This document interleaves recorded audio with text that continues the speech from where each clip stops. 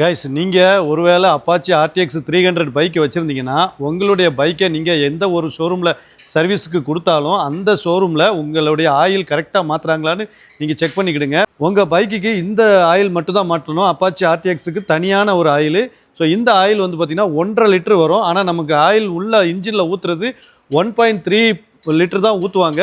So 200 மில்லியை உங்கள்கிட்ட தந்துருவாங்க. 200 milli உங்கள்கிட்ட மிச்சம் இருக்கும். அது இந்த இதில் இருக்குது. இது மாதிரி அடுத்ததாக நீங்கள் நோட் பண்ண வேண்டிய முக்கியமான விஷயம், உங்களுடைய கீழே உள்ள இன்ஜின் போல்ட் வந்து 2 விதமான போல்ட் இருக்குது இந்த பைக்கில் ஸ்பெஷலாக. ஸோ அந்த இன்ஜின் போல்ட்டை வந்து 22 டார்க் டைட்டில் தான் வைக்கணும். வேறு நார்மல் டைட் வைக்கக்கூடாது, கை டைட் வைக்கக்கூடாது. இந்த மாதிரி டார்க் ரிஞ்சை வச்சுட்டு 22 பாயிண்டில் டார்க் டைட் வைக்கணும். அதை உங்கள் மெக்கானிக்கிட்ட நீங்கள் கண்டிப்பாக திருப்ப சொல்லி நீங்கள் அதை செக் பண்ணிக்கிடுங்க. ஒருவேளை டார்க் டைட் வைக்கலைன்னா உங்கள் இன்ஜின் ஆயில் அந்த இடத்துலேருந்து கசிய வாய்ப்பு இருக்குது.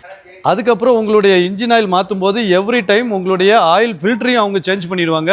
நீங்கள் அதையுமே நீங்கள் செக் பண்ணிக்கிடுங்க, ஆயில் ஃபில்டர் மாற்றிருக்காங்களான்ட்டு. மூணாவது உங்களுடைய ஏர் ஃபில்டரை அவங்க க்ளீன் பண்ணி போடுறாங்களான்னு பார்த்துக்கிடுங்க. அதேமாதிரி ரொம்ப டஸ்ட்டாக இருந்தால் ரீப்ளேஸும் பண்ணிடுங்க நீங்கள்.